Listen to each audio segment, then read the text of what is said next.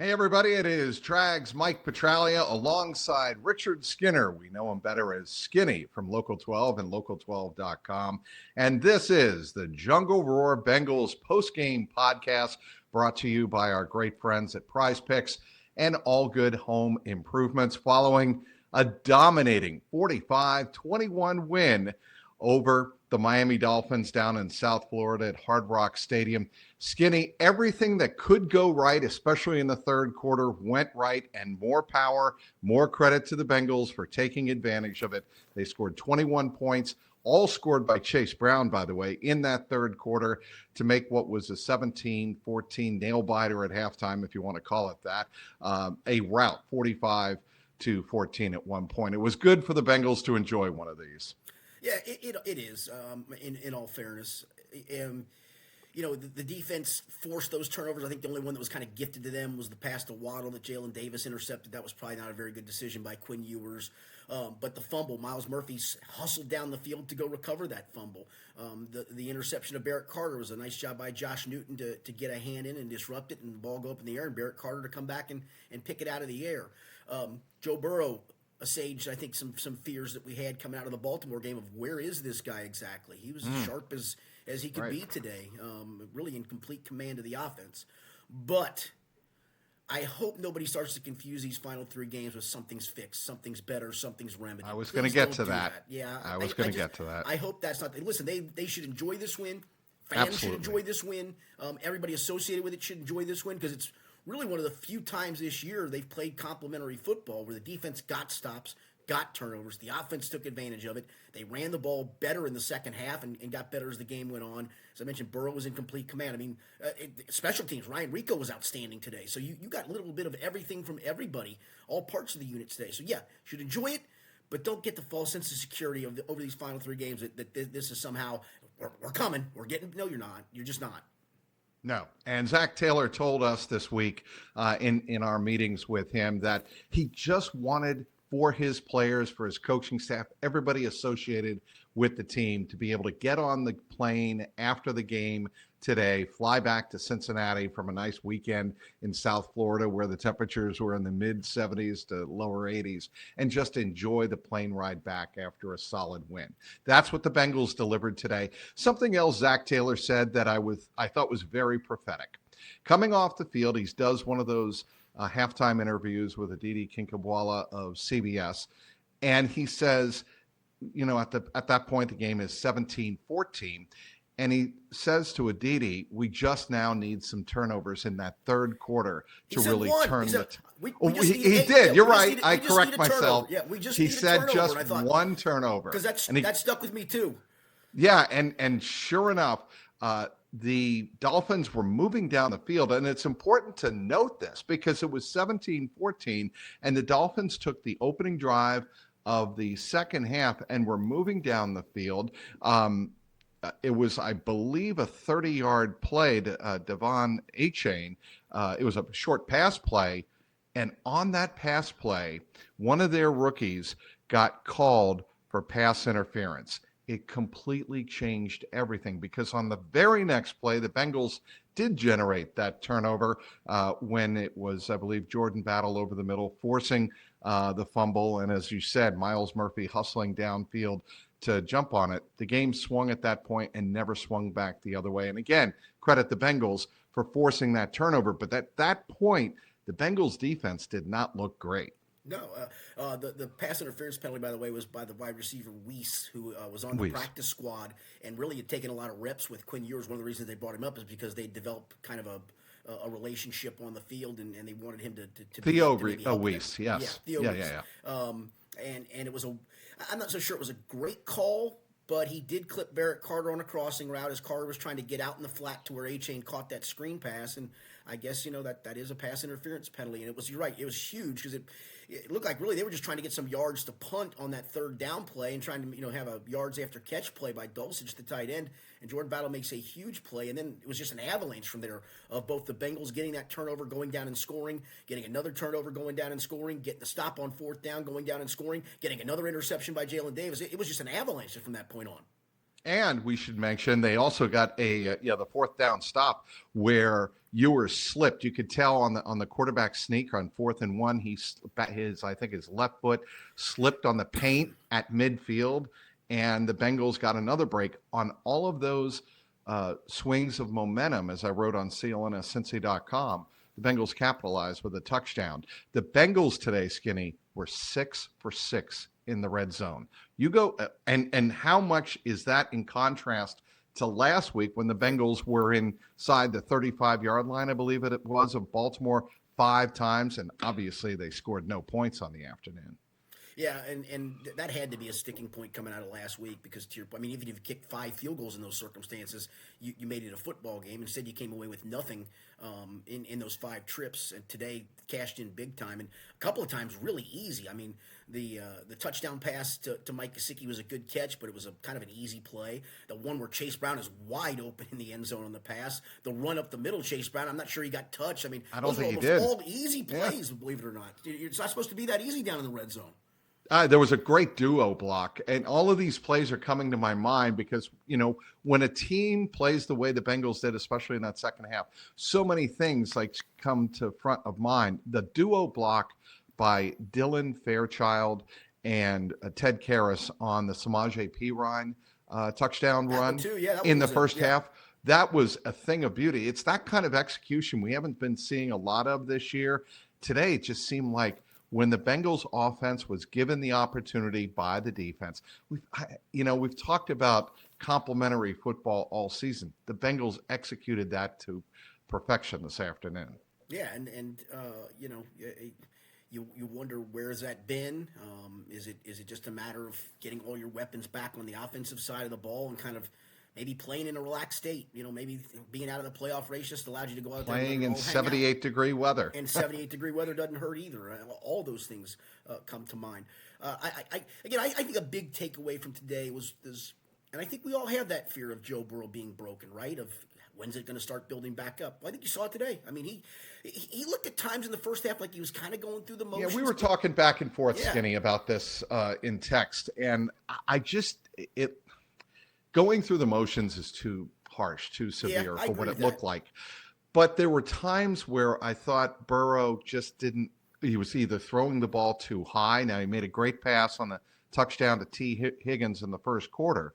But there were times where he looked off his game a little bit. He looked out of rhythm, at least in the first 3 or 4 possessions anyway. Yeah, and then you look up, and the guy has a great day, 25 of 32 for over 300 yards and 4 touchdowns. Yes. He had his second worst single-game passer rating of his NFL career last week at 58.2, and turns in an almost perfect one today of 146.4. You tell me which one's the outlier. And I think that's how you now have to look at this, is that was just – it just came at the end of a wonky, weird, wacky, crazy, we still don't even know how to explain it week. And after that's kind of been washed away – Joe Burrow became Joe Burrow again this afternoon with a 146 and some change passer rating. We'll get more talking about Joe Burrow and T. Higgins and Jamar Chase. T. Higgins with a big return today. I think that is no small factor in what the Bengals were able to do, especially on offense. Want to let you know this episode is brought to you by Prize Picks. It is the holiday season, the best time of year for sports. Bowl games, basketball matchups, playoff pushes. It's all happening at once. Maybe that's the best way to do it over the holidays. Everything happens at once. And while you and I are out here making decisions every day, what gifts to buy, what to eat, which game to watch, there's only one place where it feels good to be right, and that is Prize Picks. There's a new feature this month, this December. Prize Picks now has early payouts. If your lineup gets off to a hot start, you now have the option to cash out those winnings before the game even finishes. Is your fantasy season already over? My team was cooked very early on, unfortunately, but with Prize Picks, I don't have to wait until next year's draft. Prize Picks lets you play fantasy football every week, pick your favorite players, and win when they hit their projections every week, and there's no draft required. On Prize Picks, how you play is up to you. If you want flexibility, choose Flex Play, where you can get paid even if one of your picks misses. And if you want the biggest payouts, go for the power play, no matter your play. Prize Picks is a great way to put your takes to the test. Download the Prize Picks app today and use that code CLNS to Get $50 in lineups after you play your first $5 lineup. That's code CLNS to get $50 in lineups after you play your first $5 lineup. Prize Picks, it's good to be right. Back with Richard Skinner of Local 12 and Local12.com discussing here on the Jungle Roar Bengals postgame pod a 45-21 thrashing of the Miami Dolphins, lifting the Bengals to 5-10 on the year. We mentioned before the break, Skinny, that T. Higgins was back in the lineup, and there were some people wondering if T. Higgins, given 2 concussions in 3 weeks span, whether he should even be on the field. Well, we learned during the CBS broadcast today that T. Higgins went to see a concussion specialist during the week. He was cleared medically. He was assured, the team was assured that he is in a good place. He would not do any damage by playing again. So, first of all, I want to get your thoughts when you saw that T. Higgins was active 90 minutes before the game, ready to play, clearing that final concussion protocol hurdle over the weekend. He played. He had a touchdown grab. He had 3 catches on 3 targets for, I believe it was, let's check the numbers here. I've got it, 53 yards. Yeah. And so he had a very productive day. Your thoughts on seeing him out there on the field today? Well, I'm glad that news was passed down about him going to see the specialist in Pittsburgh. I think that would give everybody a peace of mind of like let's get a final definitive result of this, of where things stand. And, I think that was good on the Bengals' part. It was good on T's part to go doing that. He might have asked for all I know, but whoever decided to have him do that, good on all involved.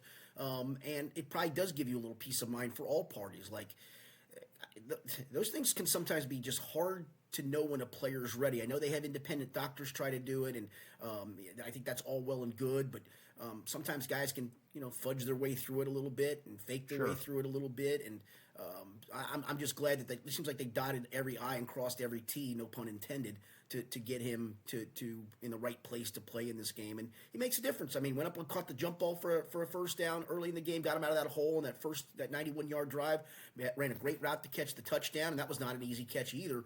It was a great ball. It was the only guy who was going to catch it was T. Higgins, but he made a great play on that one. Looked like they kind of had him on a pitch count, which was probably smart to do as well. Sure. And it just shows. I will say this, and I think Paul Dehner Jr. asked it in the post-game press conference of Zach Taylor, like, is this what you envision this offense to look like when you got all your guys? And sure, this is what you envision Mike Gesicki making big plays. You envision Chase Brown making big plays. Jamar Chase and T. Higgins are going to make big plays. If your offensive line holds up, Joe Burrow is going to make big plays. And I do think there's something to that. Again, this is not a good Miami team, obviously. They're missing their best defensive player, arguably, in Minkah Fitzpatrick. And that probably made some difference, too, in what you were able to do in the past game. But I do think this is what it can look like, as long as the defense can do its part. Well, do you envision an average starting field position of the 50-yard line too? I mean, that helps. Come on. I mean, that cuts the game in half. That's arena football right there, Mike. That's a good point. Yeah, and that's what happens when you create 3 turnovers and you score whatever it was, 14 points in 71 seconds, I believe it was, of the third quarter. Again, full marks to the Bengals for coming out, creating the turnovers, then taking advantage when you do create those turnovers. But again, the takeaways for me in this game are that Joe Burrow was very, very efficient once he was given the momentum, once the Bengals started playing complementary football.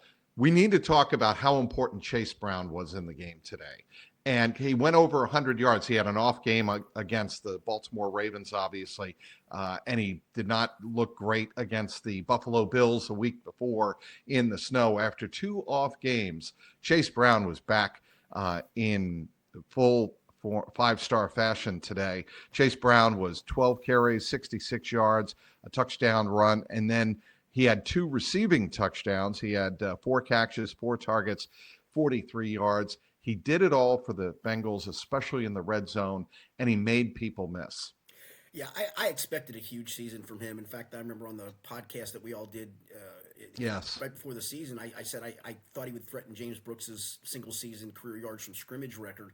He's not going to, but he had that stretch where he was, 9 straight games of over 100 yards from scrimmage. Then he had, to your point, a couple of off games, and came back to do the things I think he's more than capable of today. I mean, he can pop big runs. He can run for tough yards. He's great in space. I mean, that move he made on the 9-yard touchdown catch where he catches it at the 5, spins Oh, quickly away from a defender and into the end zone yes. was a piece of artwork. I mean, it was just a great single move. I think this guy is blossoming, man.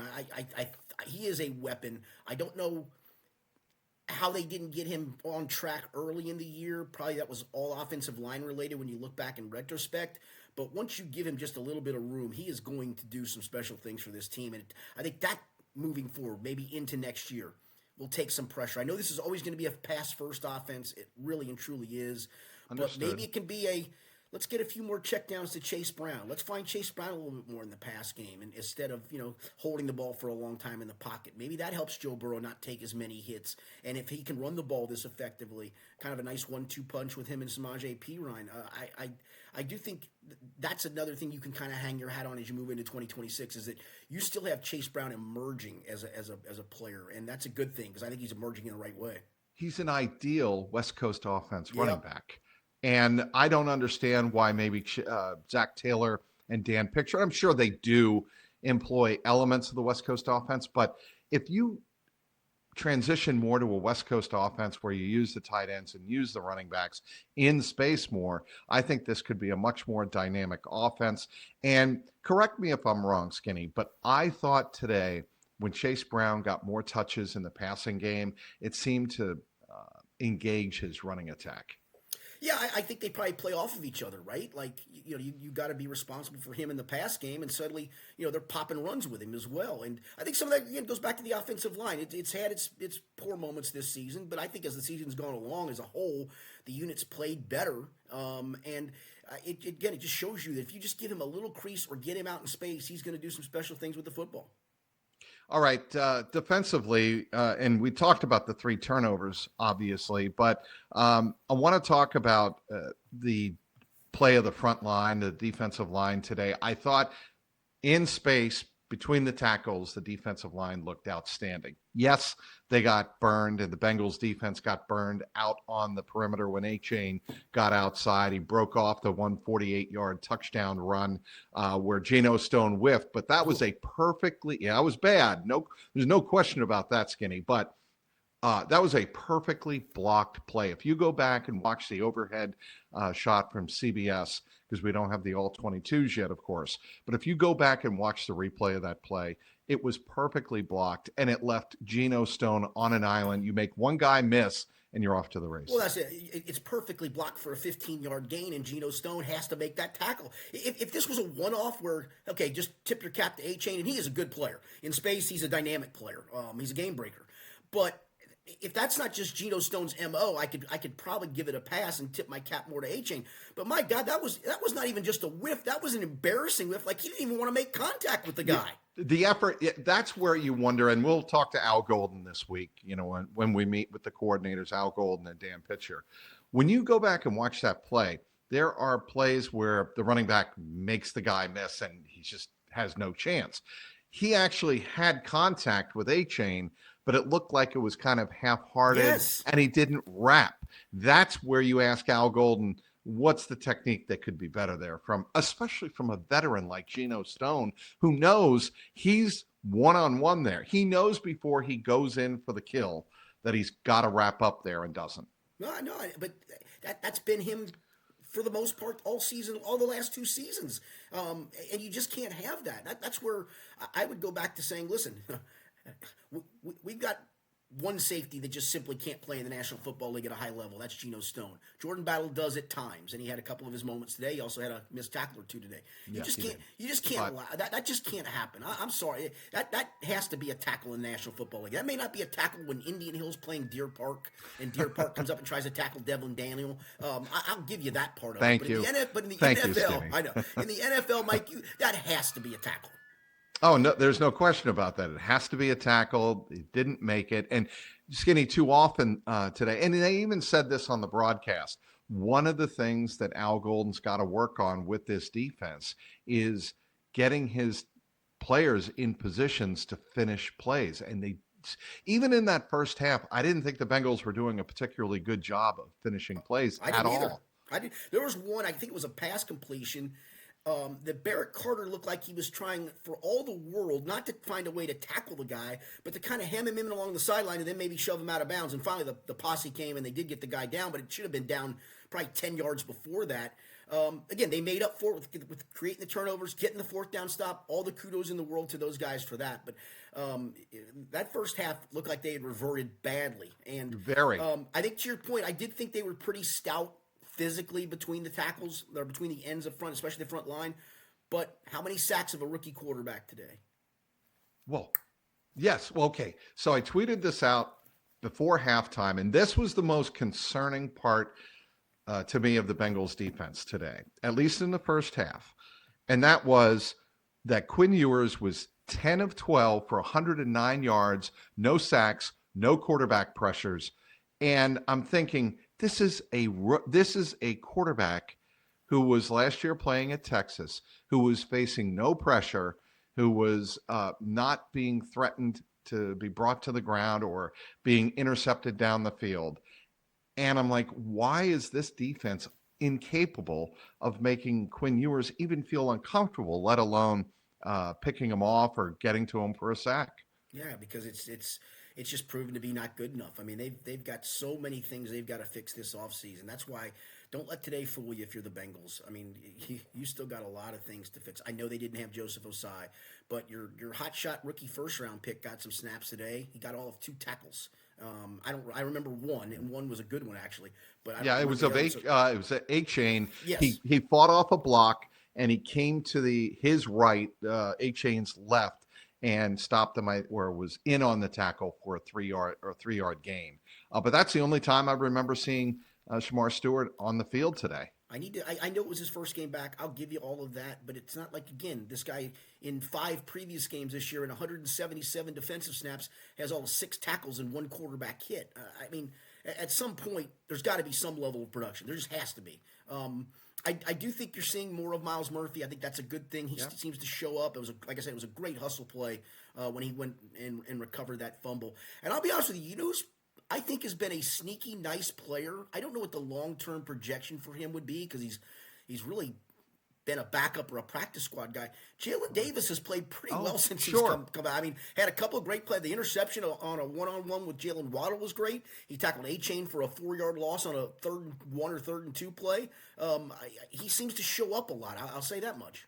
Well, and I'll give him his due. DJ Turner Yes. played a little bit in the first half and then didn't play in the second half. And Josh Newton came in and timed his hit on, I forget who it was. I think it was our guy Weiss again. I think it was Weiss that forced the interception by Barrett Carter. And I thought that was a terrific play by Josh Newton. He timed it well. He did what, unfortunately, Dejon Anthony could not do last year in game week 2 against Kansas City. But he timed it perfectly. So you like to see a young player like that in his second season be able to come in, make a play. Obviously, the Bengals are only playing for their records and stats right now.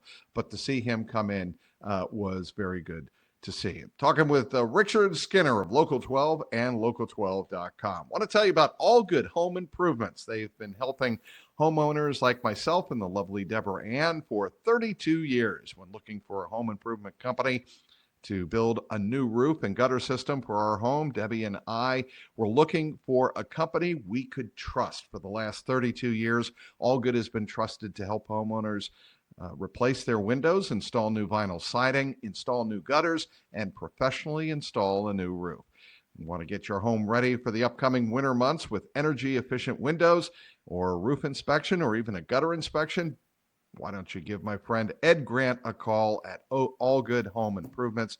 Ed and his crew would be glad to come out and do a free inspection to see if your home is indeed ready for the winter months. All Good offers interest-free financing with payment starting at just $99 a month and no money down. Right now, All Good is offering a 50% off sale or buy one, get one free. If you need 10 windows, you can get 5 for free and an additional $500 off on the purchase by mentioning that you heard it right here on the Jungle Roar podcast. Maybe you need 20 windows. You'll get 10 windows for free and that additional $500 bonus by mentioning that you heard it here on the Jungle Roar podcast during All Good's buy one, get one free offer. So call my friend Ed over at All Good for your free home inspection, 513-247-2900, 513-247-2900.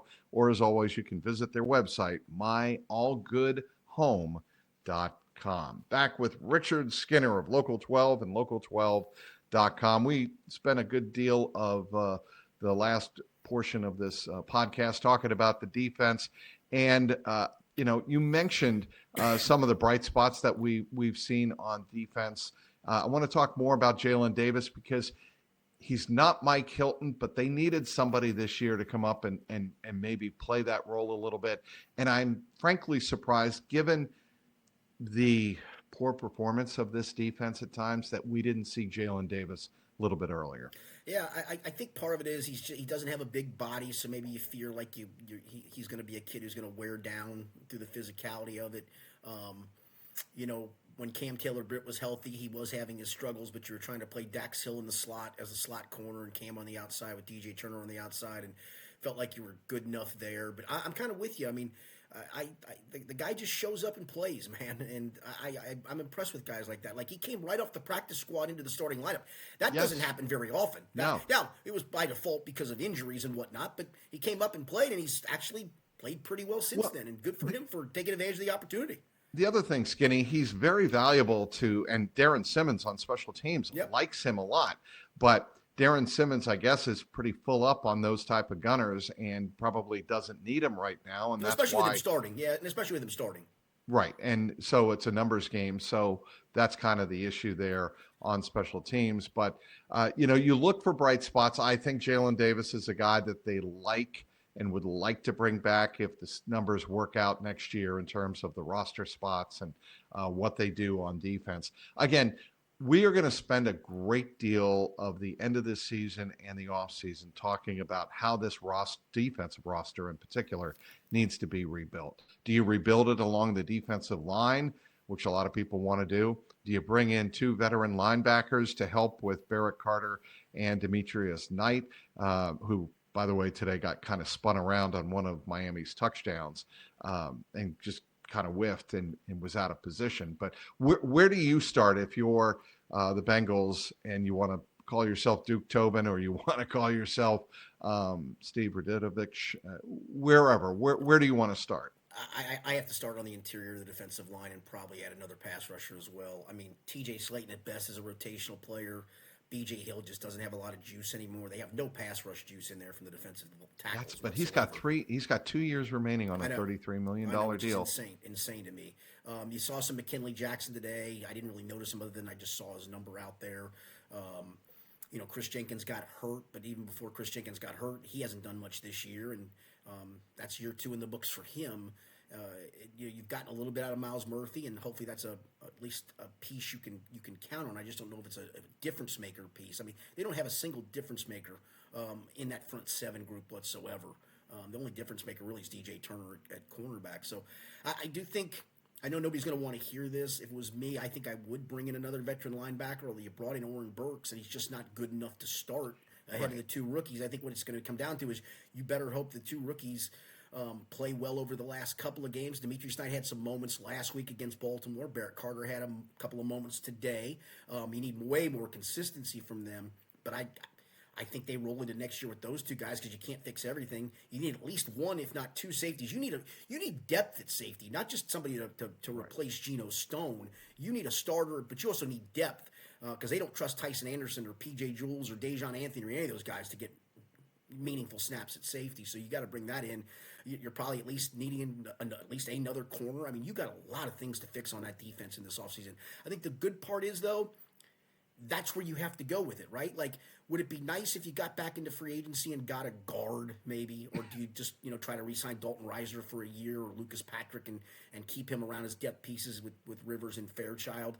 I mean, you really don't need to address a whole lot of things on offense. I think that's the one good thing. When everybody's healthy, you're fine personnel-wise. You're not great across the board on the offensive line, but you're fine personnel-wise. I think all the focus of attention, money, draft picks, attention, all of it has to go to fixing that defense.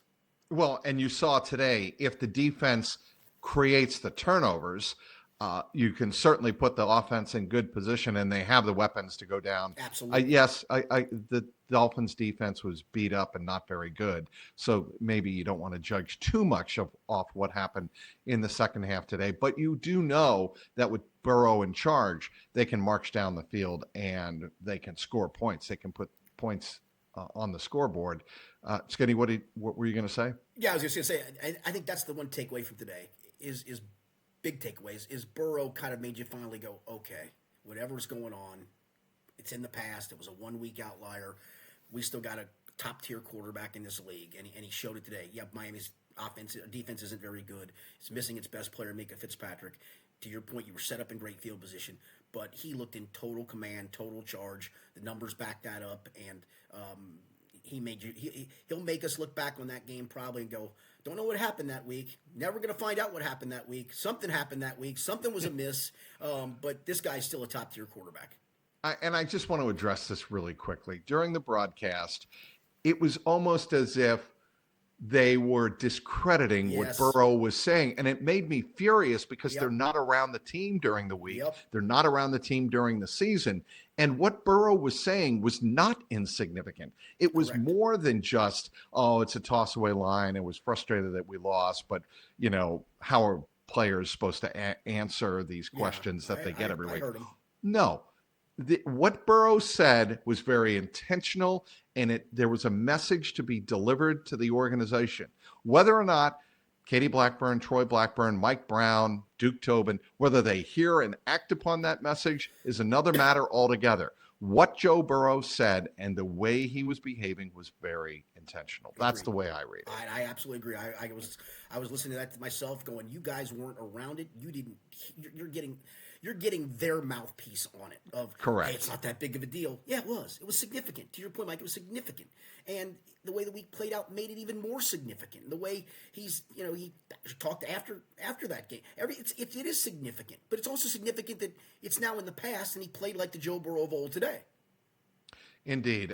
Any takeaways from Mike McDaniel? If we think that Zach Taylor's under fire, to have the owner, Stephen Ross, in the owner's suite back in town for whatever reason it was, watching what was going on and to hear the fans boo. I mean, we heard it last week in that 24-0 shutout to the Ravens. We heard the Bengal fans. What were your takeaways of the Mike McDaniel-led Dolphins today? Yeah, I think they need both a GM and a head coach, and I think that's what's going to happen. You're going to get your GM and let your GM go get his head coach and go from there. I just don't see how Mike McDaniel survives this. I think he's a brilliant offensive mind. He's proven that. But it's they've got a bunch of contract issues. In fact, if I was Mike McDaniel, I'd almost say, please fire me because I'll go on to the next job. Because right now that is a dumpster fire of a job, to be quite frank. Yeah, and they're going to probably have to make up their mind how much they're going to eat on Tua's exactly. contract because he is not going to be the quarterback That's next year. So the Bengals take care of business today, 45-21 over the Miami Dolphins. The Bengals snap a mini 2-game losing streak and improved to 5-10 on the season. The Arizona Cardinals had a big injury today on defense, and they are coming to town next week for the penultimate game at Paycor Stadium, then the season finale at Paycor on January 4th, 1 p.m. against Cleveland Browns. Bengals certainly have an opportunity to finish the season with 3 consecutive wins and finish the season 7-10.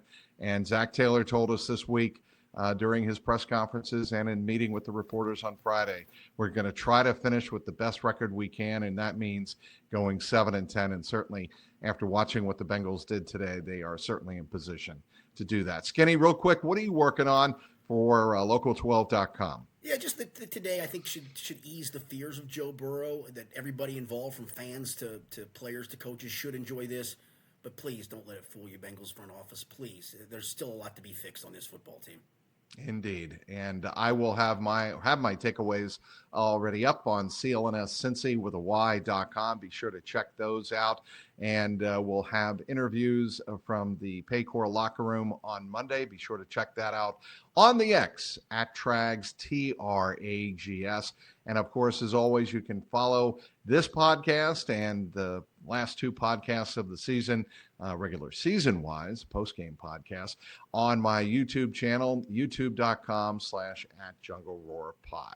Want to thank our sponsors, as always, Prize Picks and All Good Home Improvements. Want to thank Richard Skinner for joining me.